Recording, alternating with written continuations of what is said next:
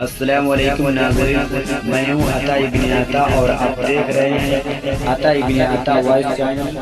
अल्हम्दुलिल्लाह वकफ़ा व सलामुन अला इबादिल्लज़ीना इस्तफ़ा, अम्मा बाद। माननीय प्रधानाचार्य जी, प्रिय अतिथिगण एवं समस्त अध्यापकगण,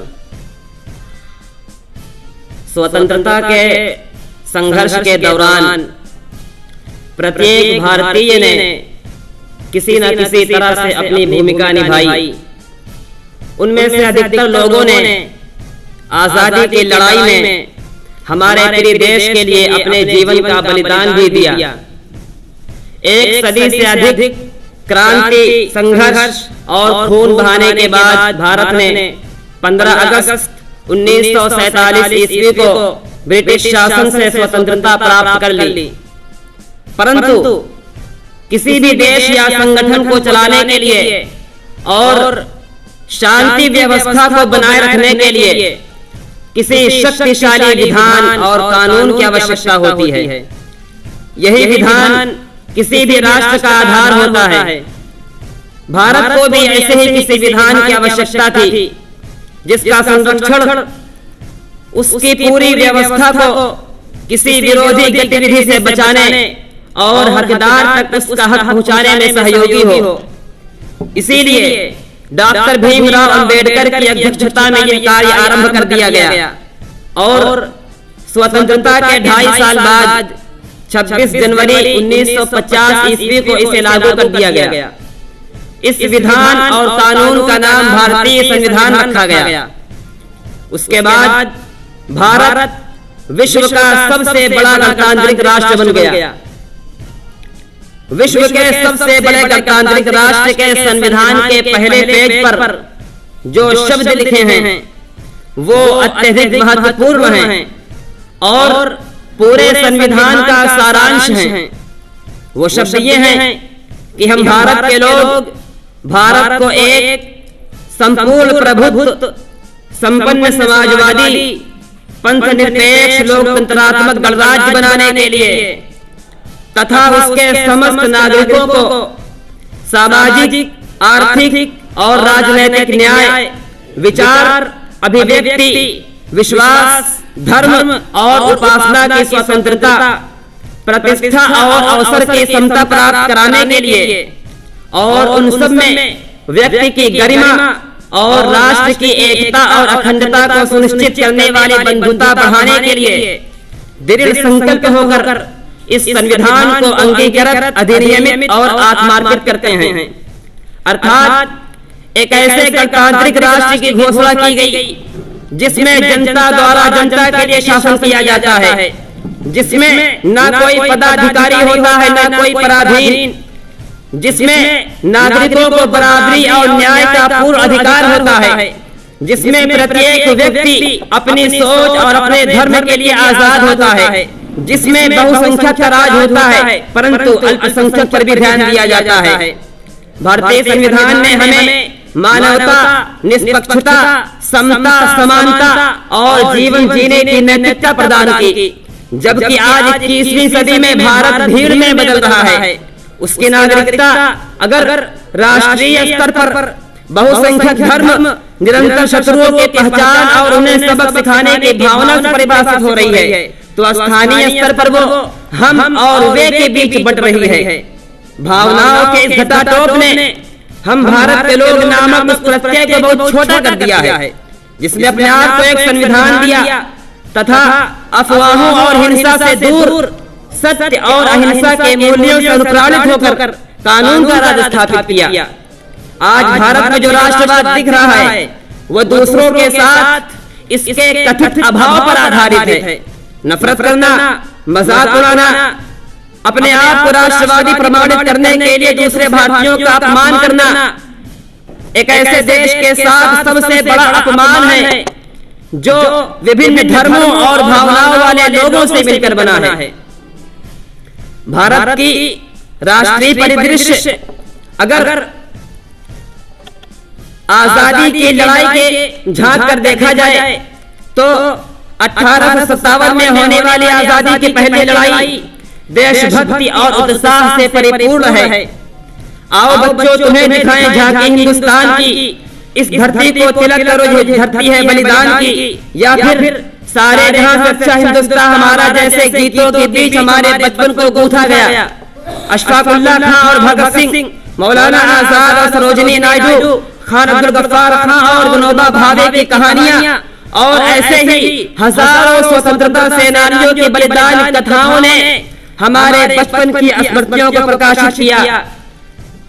आजादी के दुखद परिणाम विभाजन के बारे में सोचें तो प्रत्येक जिन्ना और लियाकत अली के सामने हजारों जाकिर हुसैन और सर सैयद अहमद खान को खड़ा पाएंगे।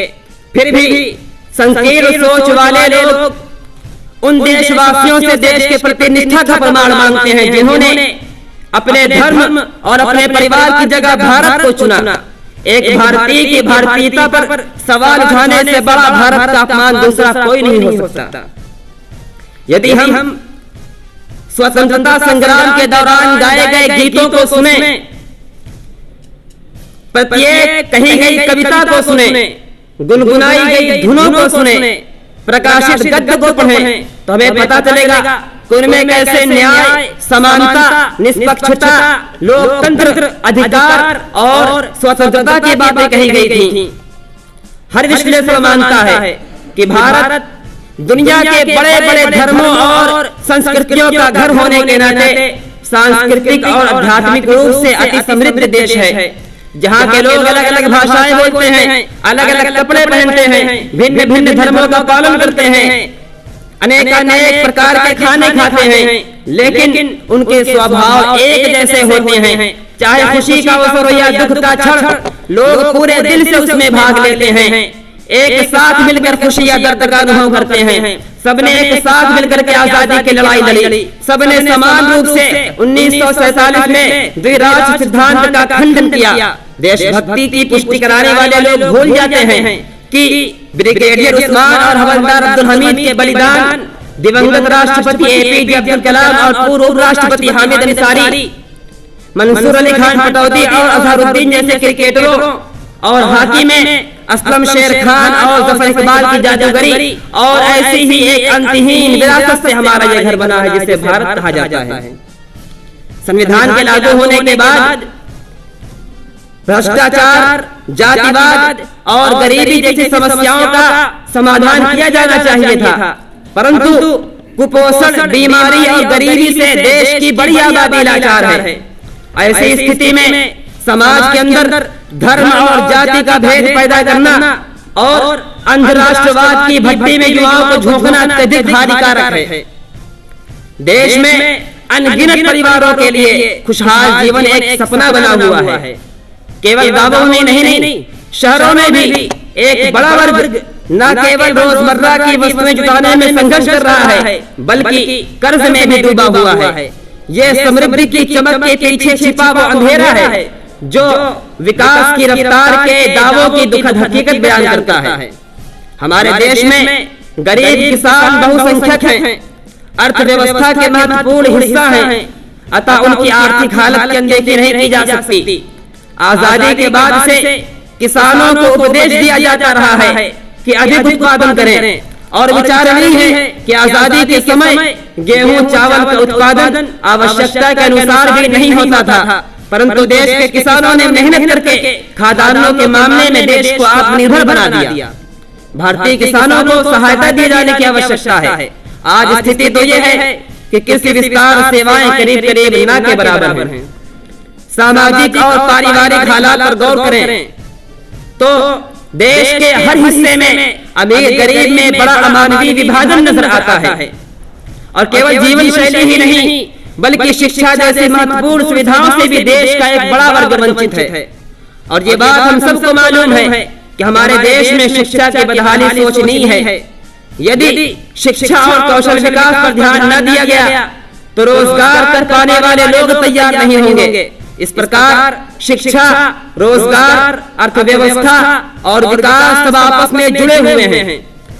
सवाल यह है कि यदि शिक्षा विकास के लिए इतनी ही महत्वपूर्ण है तो शिक्षा कभी चुनावी मुद्दा क्यों नहीं बन पाती? चुनावों की हार जीत पर शिक्षा अपना प्रभाव क्यों नहीं डाल पाती?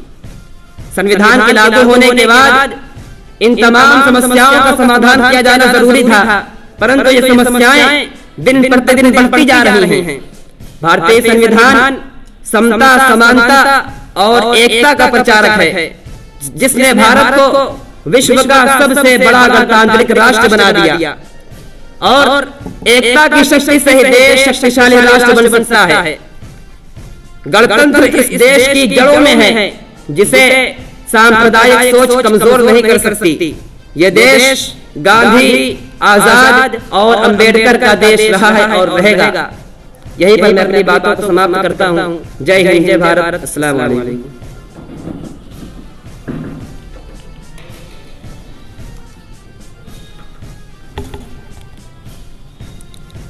तड़प तड़प के गले में मिल रहे थे खंजर। इस तरह की मालूमात आपको कैसा लगता है, आप अपने ख्यालात का इज़हार करें और ऐसी मालूमात के लिए आप मेरे चैनल को सब्सक्राइब करना ना भूलें।